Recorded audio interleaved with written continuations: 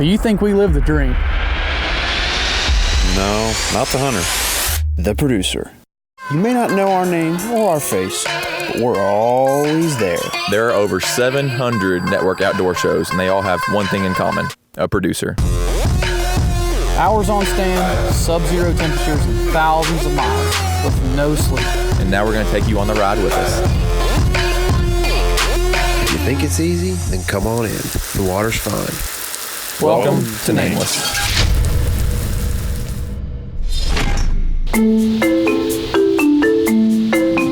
Oh, well, hello there. I bet you're wondering, what in the hell am I about to watch? Please don't tell me it's another tutorial video.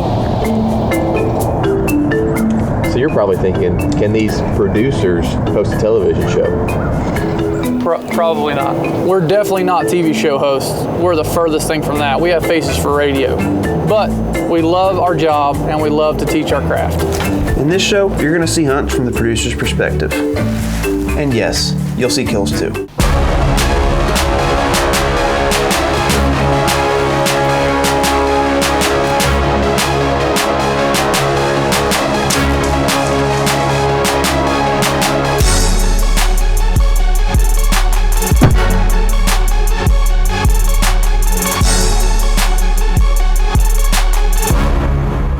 But we're also going to teach you the basics of outdoor TV production. This should be interesting.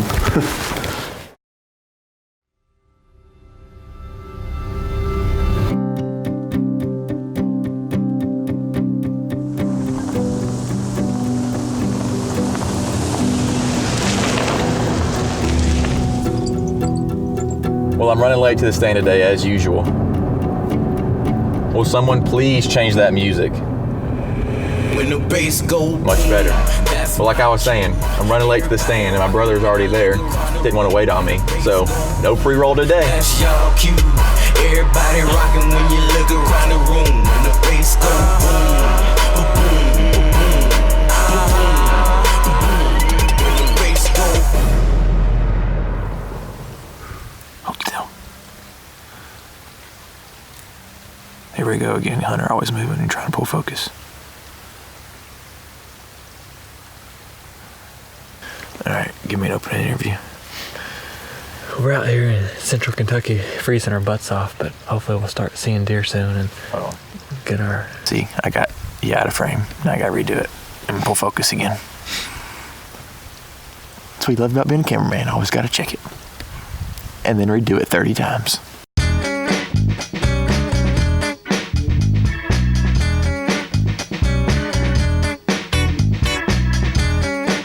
Filming your brother sometimes can be a little frustrating.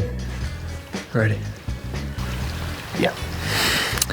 Here we are in central Kentucky. It's late archery season. It's after gun season. The deer are not quite as active as they are, but they're starting to get back on a more feeding pattern after the rut. So, Hold on. You said not quite as active as they are. Were. Gotta get that past tense, present tense down.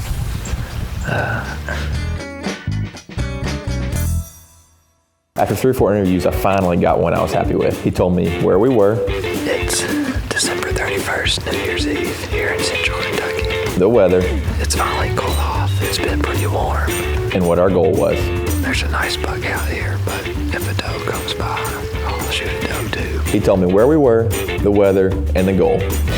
Keep it simple, stupid.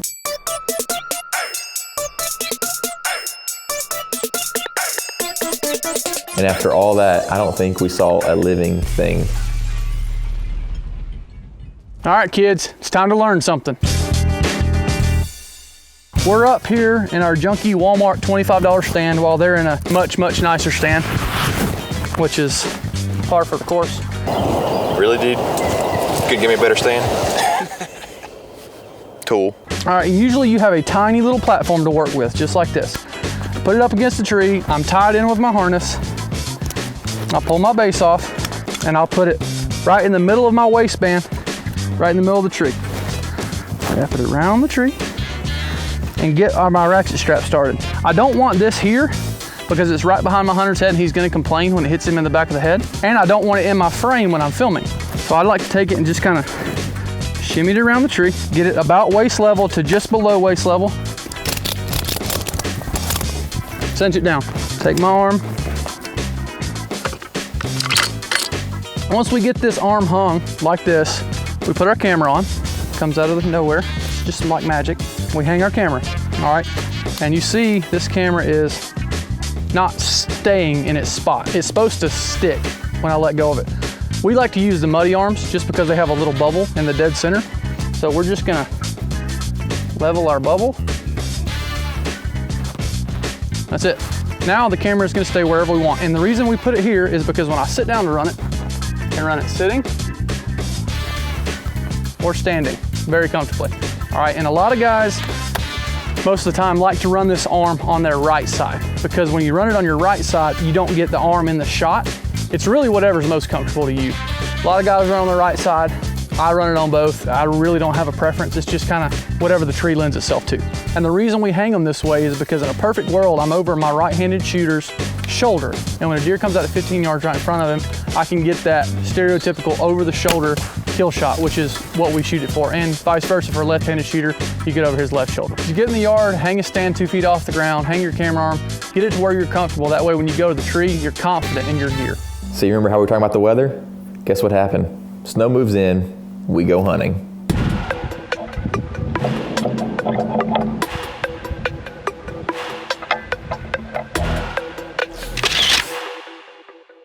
As you could tell from the camera setup, this tree is not ideal.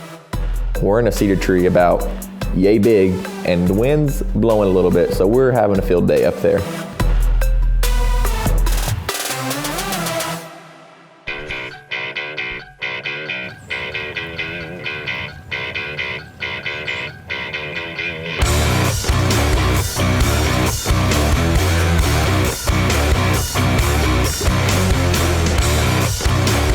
So this deer comes in and hangs out for about 15 minutes, and as a producer, I absolutely love it.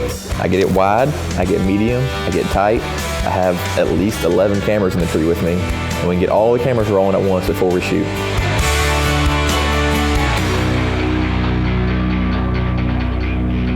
So the sun's gone down, camera light's low, had a gain way up, shutter speed's way down. It's time to shoot this deer.